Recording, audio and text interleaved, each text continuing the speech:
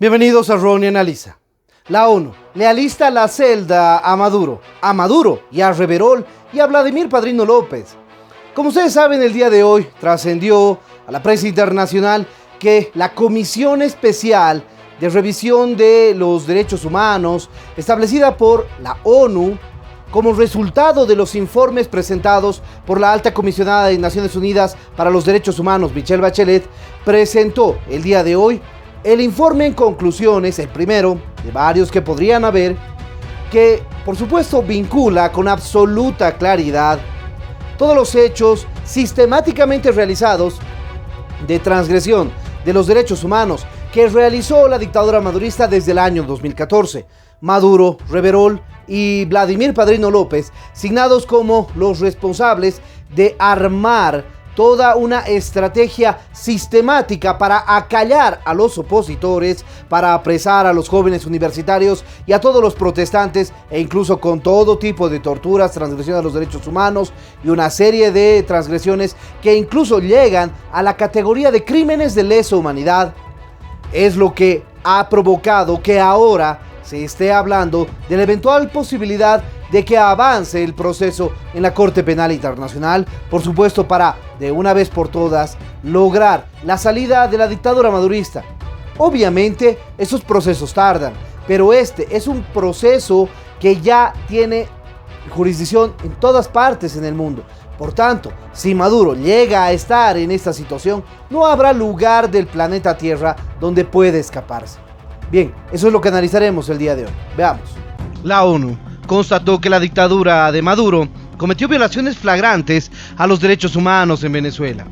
El primer informe presentado por la Misión Internacional de Investigación afirma que los crímenes identificados fueron altamente coordinados conforme políticas de Estado y como parte de un tipo de conducta generalizada y sistemática. El dictador Maduro y los ministros más importantes de su régimen están vinculados con posibles crímenes de lesa humanidad, afirmó este miércoles una misión de la ONU al presentar un informe que recaba el uso sistemático de la tortura y las ejecuciones extrajudiciales en este país.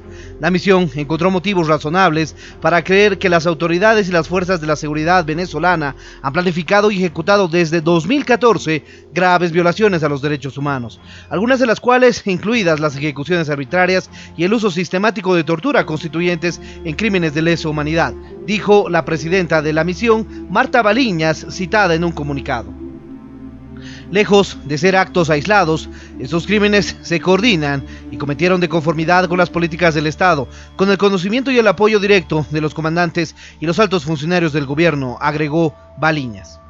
Venezuela vive desde 2015 una grave crisis política que se profundizó en 2019 cuando el líder opositor y titular del Parlamento, Juan Guaidó, se proclamó presidente encargado del país luego de declarar que Maduro usurpó el cargo tras reelegirse en unos cuestionados comicios en el 2018. En julio, la alta comisionada de la ONU para los Derechos Humanos, Michelle Bachelet, criticó la situación en el país al presentar un informe en el que denunciaba detenciones arbitrarias, violaciones y las garantías del debido proceso y casos de tortura, desapariciones forzadas. En esta ocasión, la Misión Internacional Independiente de Determinación de los Hechos de las Naciones Unidas sobre la República Bolivariana de Venezuela investigó 223 casos, de los 48 cuales se examinaron en profundidad en un exhaustivo informe de 443 páginas. Además, estudió otros 2.891 casos para corroborar los patrones de violaciones y crímenes de lesa humanidad, como ejecuciones extrajudiciales, desapariciones forzadas, detenciones arbitrarias y tortura, etc. No obstante, esta misión no pudo visitar Venezuela debido a que el gobierno no respondió a las reiteradas solicitudes y a las restricciones de viaje en vigor a la situación de la pandemia. Entonces se produjo la realización de 274 entrevistas a distancia, explica el informe. Si bien la misión reconoce la naturaleza de la crisis y las tensiones en el país y la responsabilidad del Estado de mantener el orden público, constató que el gobierno, los agentes estatales y los grupos que trabajan con ellos habían cometido violaciones flagrantes de los derechos humanos de hombres y mujeres en Venezuela. La declaración de testigos, la información que nos proporcionaron funcionarios de las fuerzas de seguridad y de las agencias de inteligencia que ya no están, pero también funcionarios que están dentro de la agencia, también ex miembros de la Fiscalía, es decir, una serie de antecedentes que dan cuenta que efectivamente aquí hay una estructura que no son ataques aislados contra la población civil, que no es un hecho aislado como es el estándar que exige la Corte Penal Internacional, sino que hay una política, que aquí hay una sistematicidad y que hay una cadena de mando que se mantuvo. No hay ruptura de la comunicación, no hay ruptura de la cadena de mando.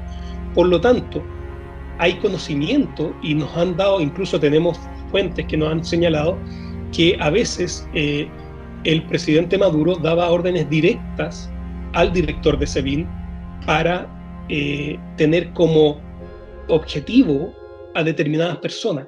Por supuesto que nadie tenía la duda de lo que está sucediendo en Venezuela, esa transgresión sistemática de los derechos humanos que adicionalmente ahora no solamente van en la estricta, sistemática planificación de apresar, torturar, encarcelar, privar de sus derechos a todos los opositores, sean de la población civil, de sindicatos universitarios, de partidos políticos, comunicadores, no importa.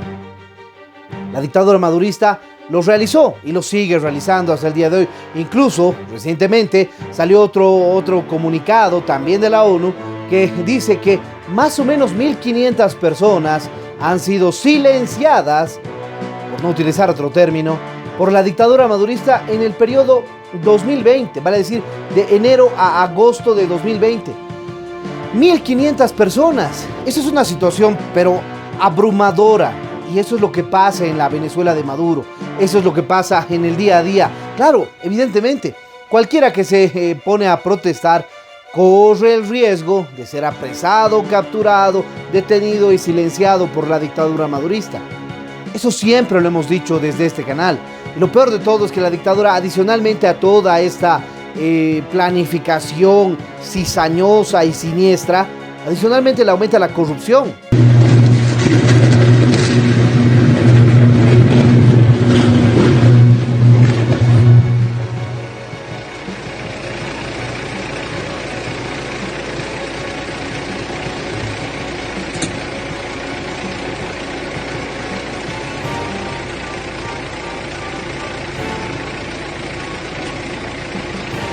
Una corrupción que ha llevado al país a la catástrofe económica, humanitaria, de salud, de vivienda, de educación, de infraestructura, de combustible, de gas, en la que se encuentra Venezuela.